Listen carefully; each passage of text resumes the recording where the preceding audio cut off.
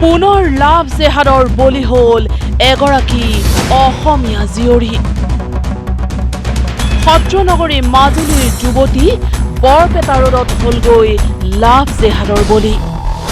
এইটো মুছলিম ল'ৰা, কিন্তু হিন্দুৰ নামত পৰিচয় দিছে আৰু ঘৰ যাব কাৰণে আপিটোক ফচাবৰ কাৰণে। তাৰ অৰিজিনেল নাম মানে চানিদুল নেকি, চানিদুল ইছলাম। প্ৰীতম ডেকা সেইটো মানে এনে আপিটোক মানে ফচাবৰ কাৰণে এটা ফেক আইডি বনাইছিল। বৰপেটা ৰোডত মঙলবাৰে উদ্ধাৰ হৈছিল এগৰাকী যুৱতীৰ মৃতদেহ।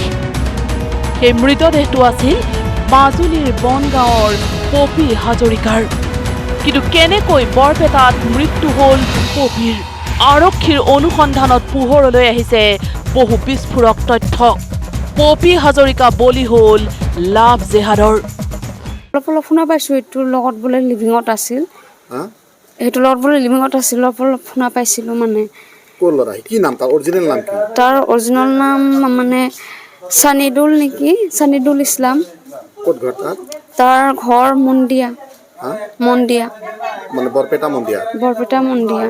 হয় নেকি? মানে ইটো মানে প্ৰীতম ডেকা বুলি কৈছিলে, হিন্দু ল'ৰা। প্ৰীতম ডেকা সেইটো মানে এনে আপিটোক মানে ফচাবৰ কাৰণে এটা ফেক আইডি বনাইছিল। মানে আপিটোৰ ঘৰতো গৈছিল, ঘৰত যাবৰ কাৰণে ফেক আইডিটো বনাইছে। মানে প্ৰীতম ডেকা বুলি ফেক আইডি বনাইছে।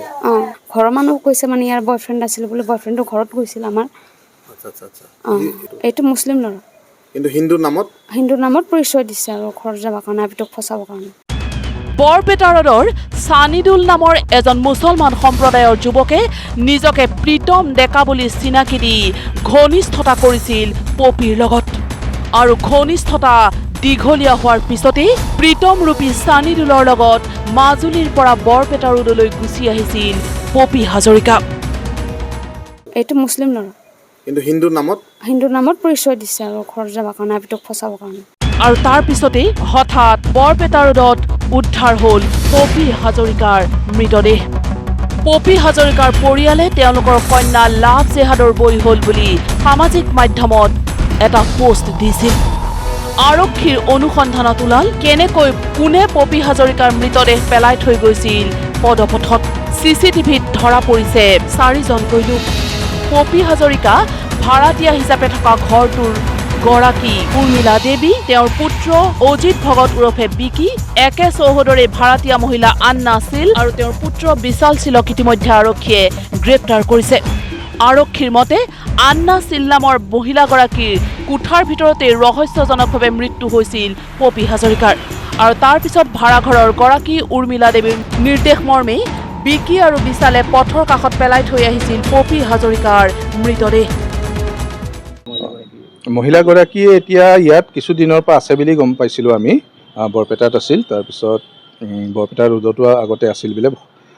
এতিয়া সঠিককৈ কি কৰিছিল তেওঁ আমি এইটো তদন্তৰ আওতাত আছে। আৰক্ষীয়ে এই 4জনকে গ্ৰেপ্তাৰ কৰিছে যদিও এতিয়াও জালত পৰা নাই চানিদুল ইছলাম নামৰ এই পাষণ্ডটো। ইতিমধ্যে সমগ্ৰ ঘটনাটোত সাঙুৰ খাইছে ড্ৰাগছৰ বিষয়টো। ড্ৰাগছৰ সৈতে কোনো বিষাক্ত দ্ৰব্য মিহলাই হত্যা কৰা হ'ল নেকি পপী হাজৰিকাক? এই লৈ উত্থাপন হৈছে বিভিন্ন প্ৰশ্নৰ। কিন্তু কলৈ গ'ল প্ৰীতম ডেকাৰূপী চানিদুল ইছলাম? বৰপেটা আৰক্ষীয়ে এতিয়াও কিয় নিজৰ জালত পেলাব পৰা নাই চানিদুল ওৰফে প্ৰীতমক?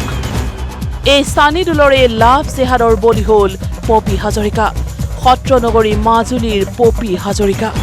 কেমেৰা পাৰ্চন ধীৰাজৰ সৈতে বৰপেটাৰ পৰা নৱজিত বায়ন, নিউজ লাইভ।